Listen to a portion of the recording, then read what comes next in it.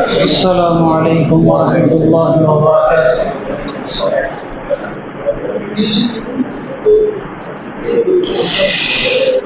الحمد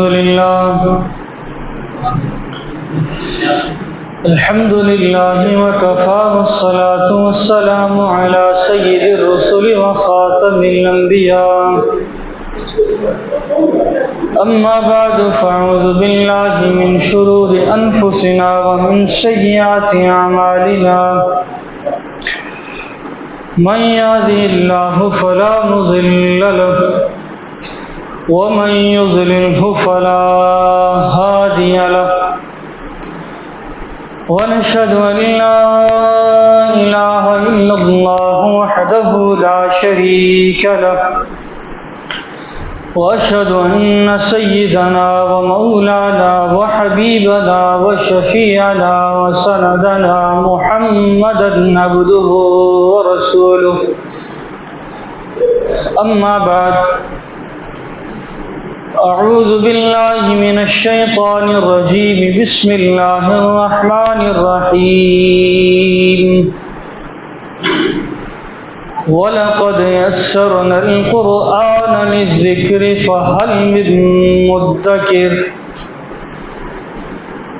صدق اللہ العظیم وصدق رسولہ النبی الأمی الکریم، ونحن على ذلك لمن الشاهدين والشاكرين، والحمد لله رب العالمين۔ اللهم صل على محمد وعلى آل محمد كما صليت على إبراهيم وعلى آل إبراهيم إنك حميد مجيد۔ اللهم بارك على محمد وعلى آل محمد كما باركت على إبراهيم وعلى آل إبراهيم إنك حميد مجيد۔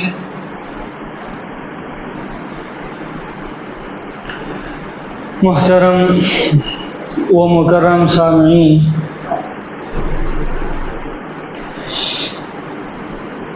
یہ اللہ رب العزت کا احسان ہے کہ اللہ رب العزت نے ہم سب کو اشرف المخلوقات میں پیدا فرمایا۔ یہ اللہ رب العزت کا بہت بڑا احسان ہے۔ اب جب اللہ رب العزت انسان کو اس دنیا میں بھیجتے ہیں تو وہ دنیا کی تعلیمات سے، علم سے، ہر چیز سے ناواقف ہوتا ہے۔ وہ یہاں آ کر دنیا کے طور طریقے سیکھتا ہے، یعنی ہر کام وہ جیسے جیسے عمر بڑھتی جاتی ہے وہ اپنا کام کرتا رہتا ہے، سیکھتا رہتا ہے۔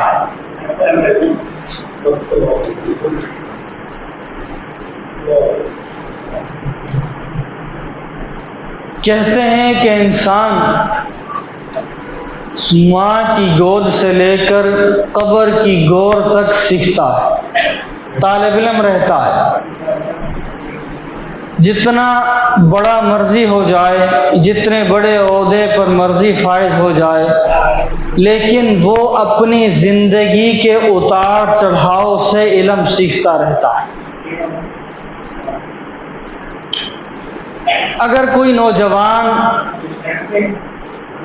غلطی کرتا ہے یا وہ کوئی تجربہ کرنے لگتا ہے، اسے تجربہ ناکام ہو جاتا ہے تو اسے کہا جاتا ہے بڑوں سے مشورہ کر کے کام کیا کرو، ان کے تجربات سے استفادہ حاصل کرو، ناکامی کا منہ نہیں دیکھو۔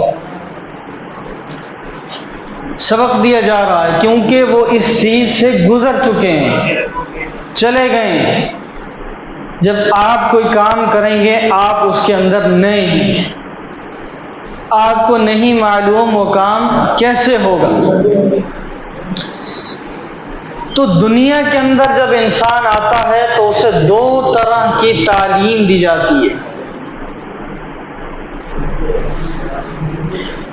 اس کا سامنا دو قسم کی تعلیموں سے ہوتا ہے۔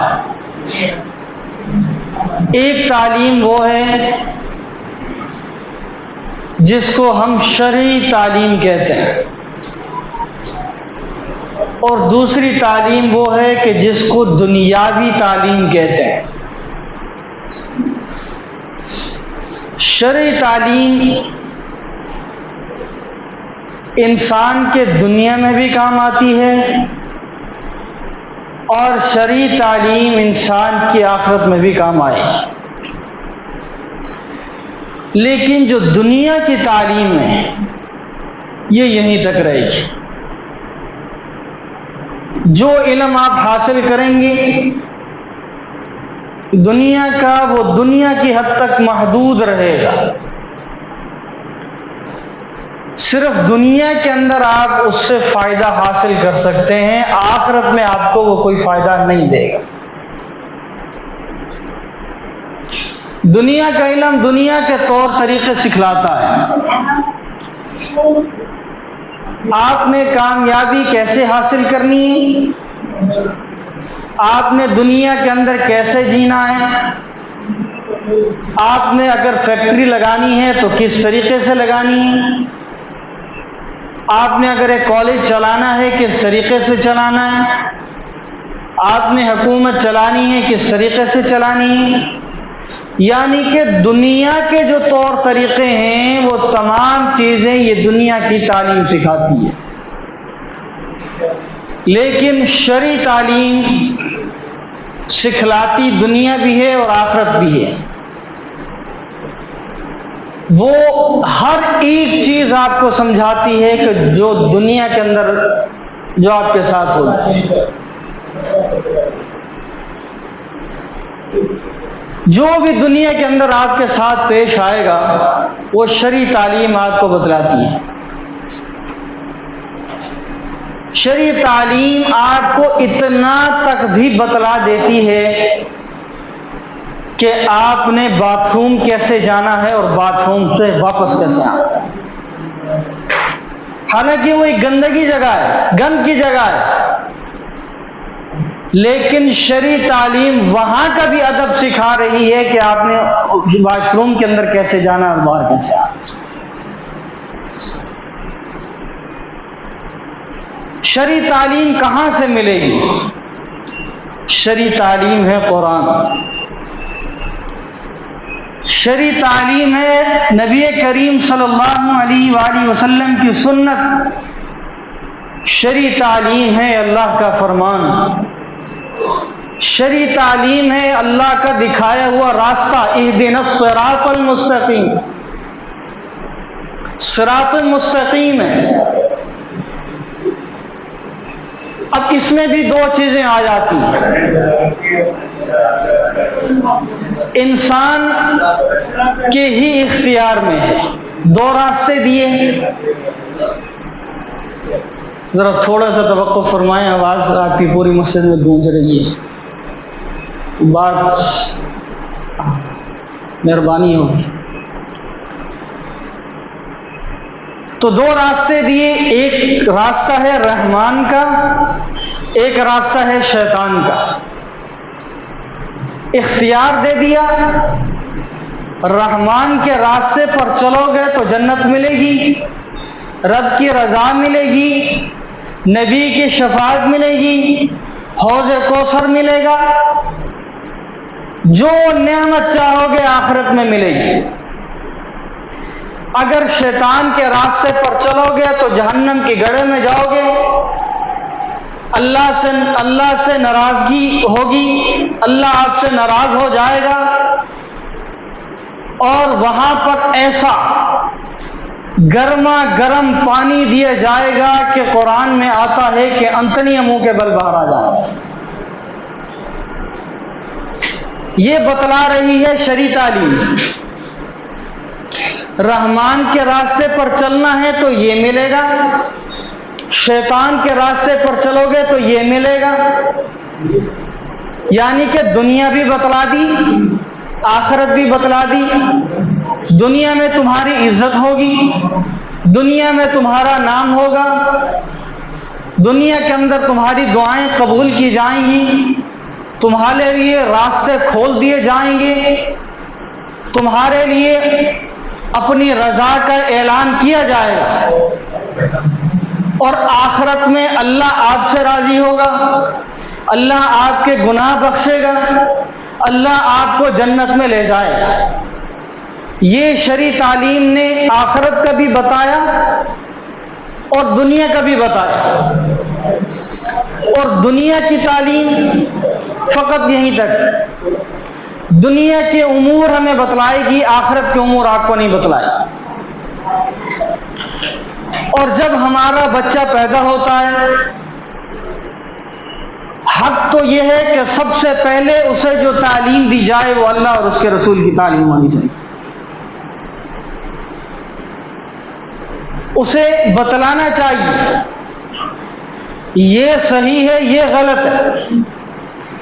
लेकिन हमारे यहाँ बरअक्स है कि हम उस बच्चे को अल्लाह और उसके रसूल की तालीम के बजाय दुनिया की तालीम देना पसंद करते हैं।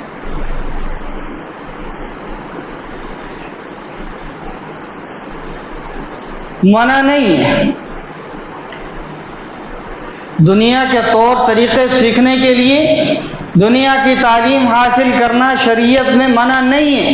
कुछ अहबाब ये सोच लेते हैं कि भाई ये जो चीज़ कही जा रही है तो वो बिल्कुल मना है, नहीं। सीखें दुनिया के अंदर आपने कैसे चलना है, कैसे अपनी कंपनी को चलाना है, सीखें, मना नहीं। लेकिन कहा गया कि दीनी तालीम, शरई तालीम, हदीस पाक में लफ्ज़ कुल्लु मुस्लिम आया है। कुल्लु मुस्लिम, कुल माना तमाम लोग, मुस्लिम जितने भी मुसलमान मर्द हैं, औरतें हैं, बच्चे हैं। फिर आगे फरमाया इन पर दीनी तालीम हासिल करना फर्ज है। लफ्ज़ फर्ज फरमाया गया। कुल्लु मुस्लिम, तमाम मुसलमानों पर दीनी तालीम हासिल करना फर्ज है। अल्लाह ताला ये भी फरमा सकते थे कुल्लु अतफालिन, या अल्लाह ये भी फरमा सकते थे कुल्लु अमवालिन, बच्चे दीनी तालीम हासिल करें या मालदार दीनी तालीम हासिल करें या नौजवान तालीम हासिल करें या सिर्फ बूढ़े तालीम हासिल करें। नहीं, अल्लाह ने किसी मालदार को या किसी गरीब को या किसी बच्चे को या किसी नौजवान को या बूढ़े को मुखातिब नहीं फरमाया, बल्कि कुल्लु मुस्लिमिन, जितने भी मुसलमान हैं इन पर दीनी तालीम हासिल करना फर्ज है। कुरान समझना ज़रूरी है, इस्लाम समझना ज़रूरी है, नबी की सुन्नत को समझना ज़रूरी है, अल्लाह का फरमान समझना ज़रूरी है। दुनिया की तालीम में हम जब किसी किताब का मुतालिया करते हैं हमें सवाब नहीं होता, हमारे गुनाह नहीं बख्शे जाते, हमारे लिए दुआएं नहीं की जाती, हमारे लिए इनामात का ऐलान नहीं किया जाता, हमारे लिए बहुत बड़ी कोई फजीलत को बयान नहीं किया जाता। लेकिन इसके बरअक्स जो दीन की तालीम हासिल करता है, चाहे उम्र के किसी हिस्से में हो, चाहे आप 100 साल की उम्र में भी तालीम हासिल करें, फरमाया जब तक वो दीन की तालीम हासिल करता रहेगा हम ऐसे समझते रहेंगे कि वो हमारे रास्ते में निकला हुआ है।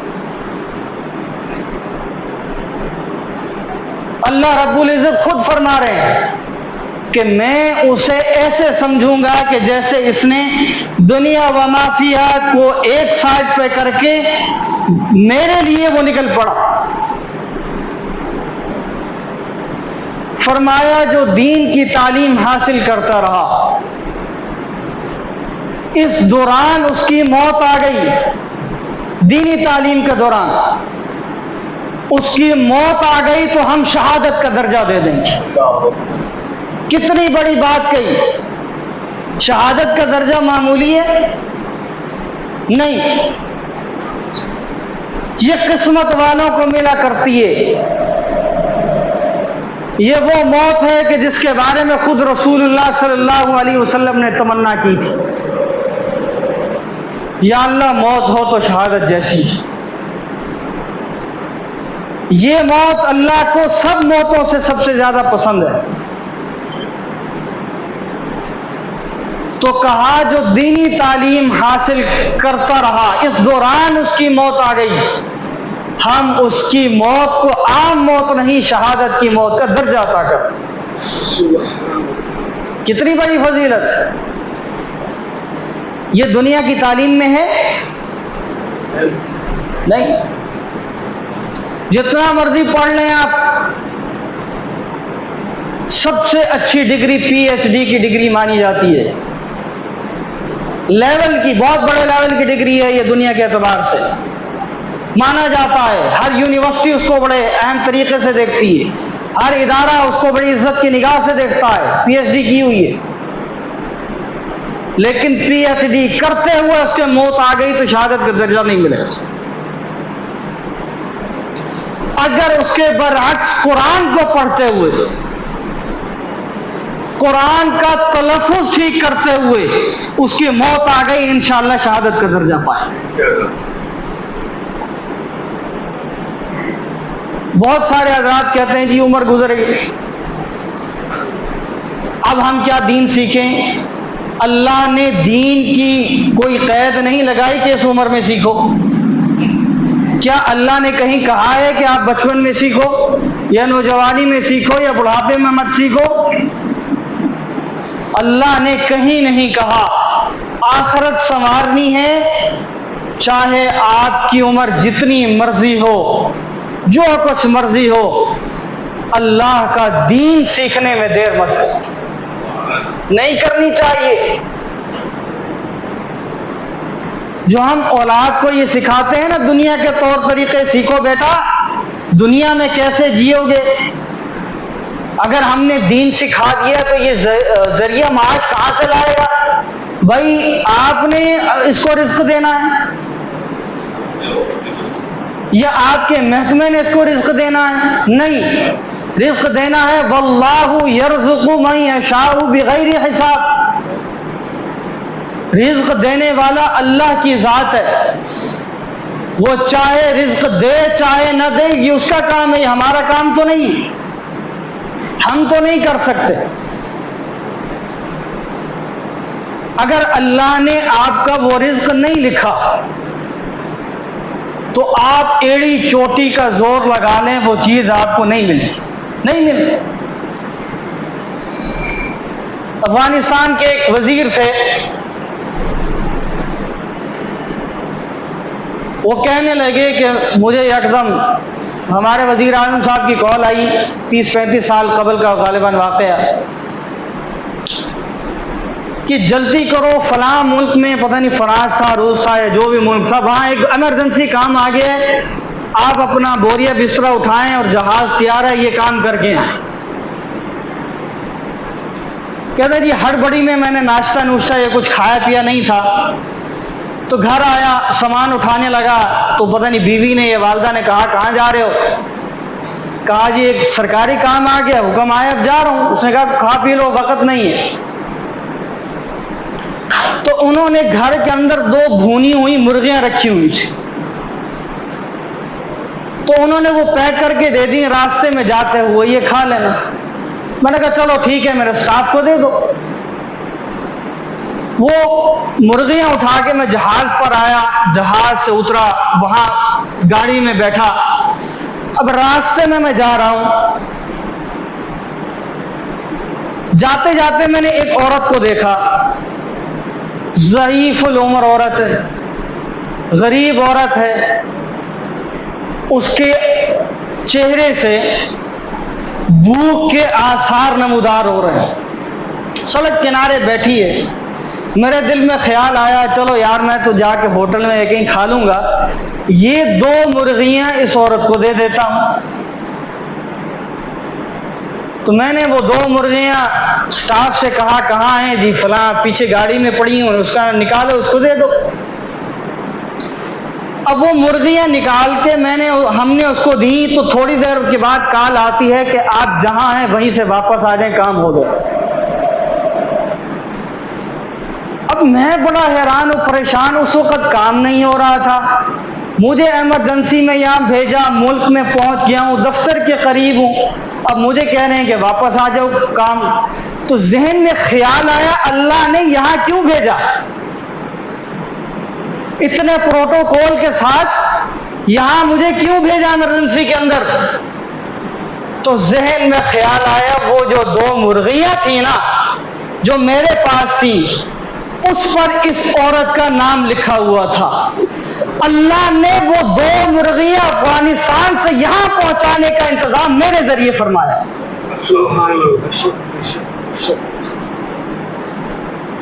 کہ یہ مرغیاں وزیر صاحب جا کر اس ایک غریب عورت کو دے کر آؤ، یہ تم نہیں کھا سکتے، اس کے رزق میں ہم نے لکھا۔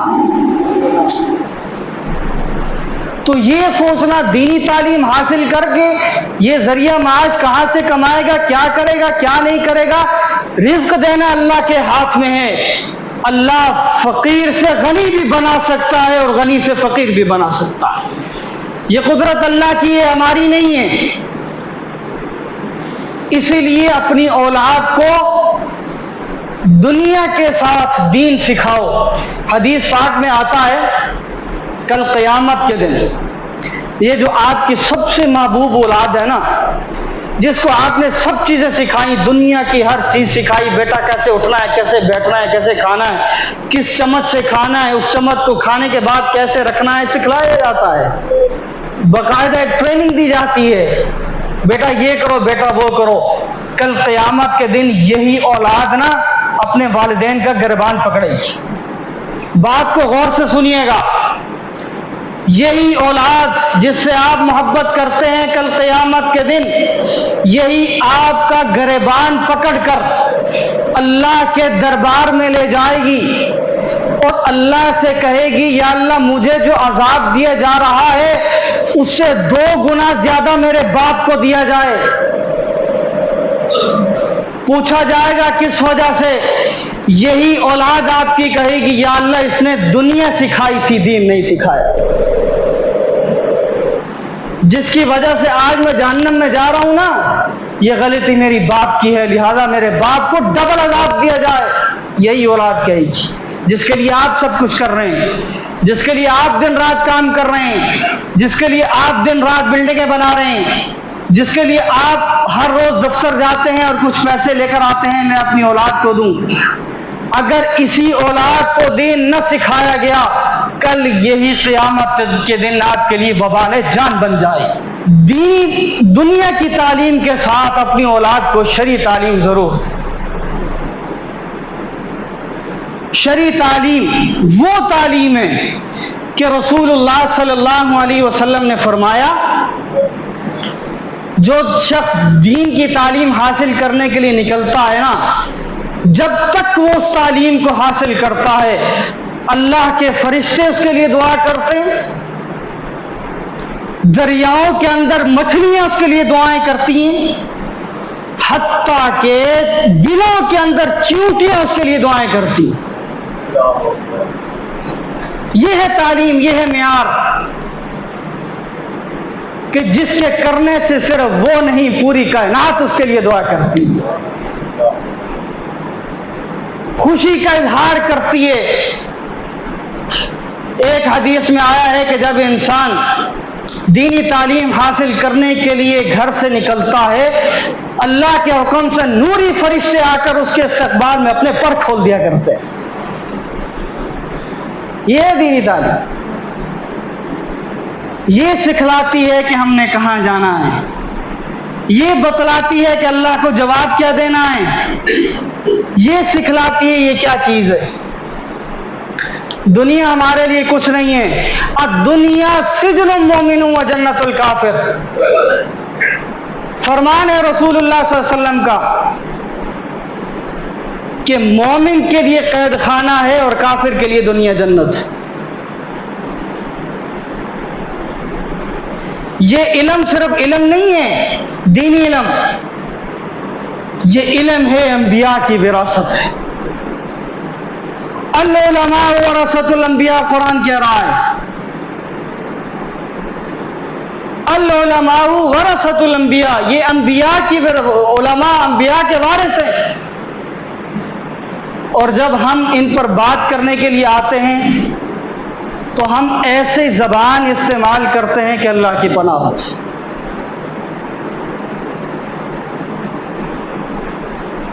نہیں کرنی چاہیے۔ امام مالک رحمۃ اللہ علیہ کا قول ہے، غور سے سنیے گا، جو علماء پر تنقید کرتے ہیں بلا وجہ، کوئی بات ہو نہ ہو، فرمایا زندگی کے اندر میں نے یہ بات تجربہ کی ہے کہ جس نے علماء کی توہین کی ہے اللہ موت کے وقت اسے کلمہ نصیب نہیں کریں گے۔ اسی لیے جو بھی بات کریں اعتدال کے ساتھ کریں۔ اسلام کی بات ہو، یہاں پر دنیا کی تعلیم کی میں بات کر لی جائے، سینکڑوں آدمی کھڑے ہو سکتے ہیں کہ آپ نے فلاں چیپٹر کی فلاں لائن کو غلط پڑھا، یا انگریزی کے یہ الفاظ آپ نے ایسے ادا کیے حالانکہ یہ ایسے ہونے چاہیے، یہ ایسے تھے۔